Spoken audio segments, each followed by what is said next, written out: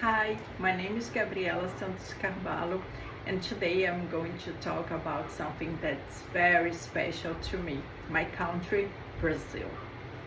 Well, every time you hear about Brazil, what's the first thing that crosses your mind? Carnival, maybe soccer? Okay, we are very proud of our carnival and soccer. But today I want to show that Brazil is much more than that. I want to show you Brazil beyond the stereotypes. Okay, first let's talk about our democracy. Our democracy is quite young.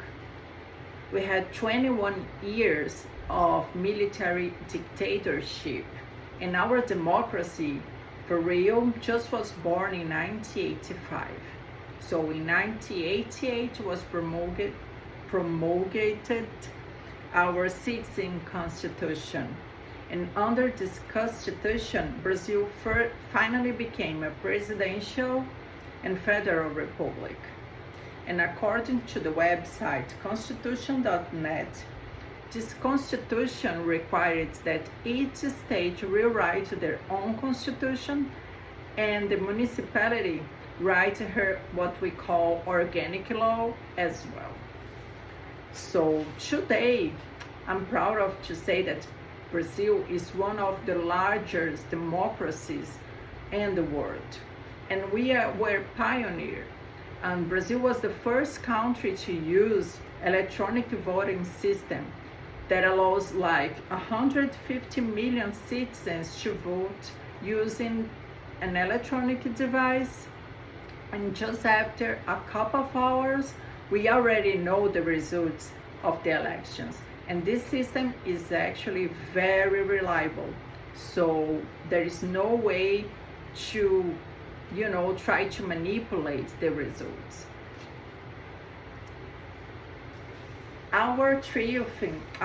One of the great triumphs of Brazil is our unified health system called SUS, S-U-S.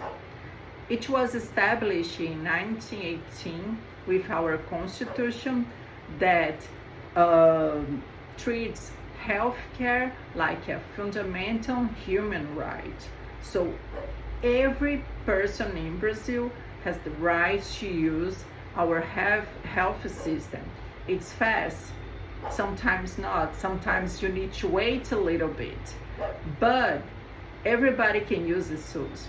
So SUS offer like consultations, surgeries, organ transplants, for anyone in Brazil's soil, including tourists as well.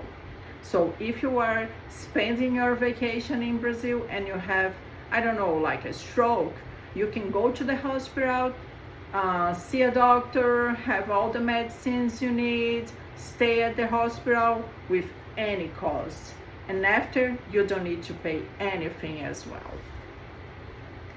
But beyond the SUS, our health system, Brazil is a very friendly and welcome country. So we always welcome a lot of people outside our country. People escaping from the war, people who were having an economic hardship, or just people seeking for a new beginning. So Brazil always welcome all this kind of people. And according to the website Interesting Facts, we host the largest Japanese population outside Japan. In São Paulo, we have a place called Liberdade. It's like a small Japanese town. You can find Japanese restaurants, karaoke, and everything you can think about Japanese culture, you can find on this place. So actually Brazil also have a large number of Italian descendants. For example, we have in São Paulo more Italian descendants than in many cities inside Italy, their own country. So that mix of people from different countries, different places, is the real modern Brazilian face. Now we are going to talk about my favorite topic. It's our food.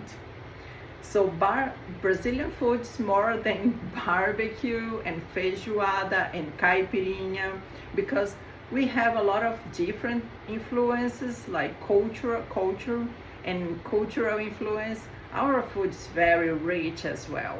We kind of like to adapt the food from different countries and turn into our own food.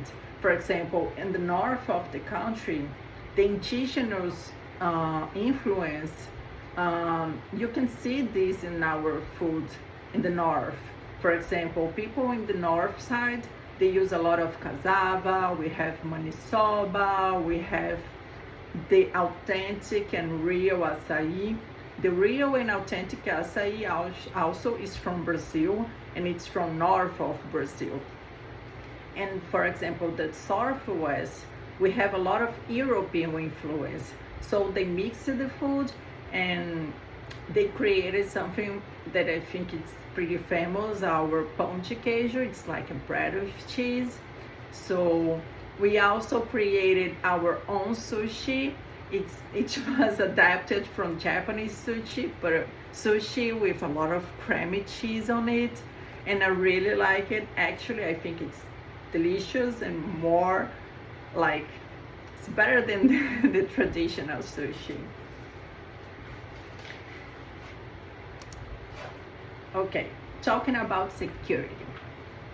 We know that the international media is always saying that Brazil is super dangerous and it's a terrible place to visit. It's kind of true, because we still have a lot of violence, but if you go to Brazil and you stay in like downtown or places that tourists used to go, it's pretty safe. And actually, according to the website of Ministry of Justice and Public Security from Brazil, Brazil has achieved historic drops in crime rates nationwide. So it means that the violence in Brazil is getting like, we have less than we used to have like in the past. So we are really working on this. Our government is really work like to combat violence, and I think we are having like good results. So in conclusion, Brazil is an incredible country. Our young democracy is constantly evolving, and we have health care for everybody, something that we don't have here in North America, and we are way poorer than the United States, right? So we have different foods, different people, and that mix is exactly the face of Brazil. We are a mix of everything. Like, we have our people, but we are always welcome different people to our country. So we are indeed the country of carnival and soccer, but we are much more. So now I invite you to look beyond the surface and discover the real Brazil. Thank you very much. Muito obrigada.